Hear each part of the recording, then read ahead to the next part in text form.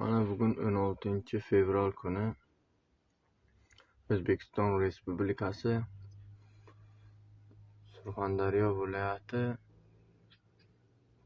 Termiz tumanidagi Hayraton bojxona chegara posti manakay.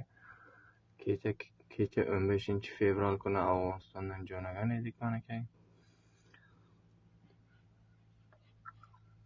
Kecha soat obedlardan keyin birlarga jo'nagan edik manakay. Hozir o'chiratdi, qarang, mana shu yerga kelib to'xtaganimga o'zi 2 soatdan o'tdi manakay. Bir mashinam yurgani yo'q.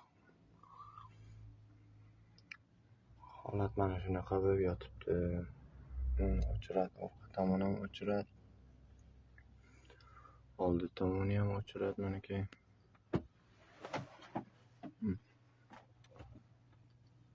Narigi tomonlar ham o'chirat manakay.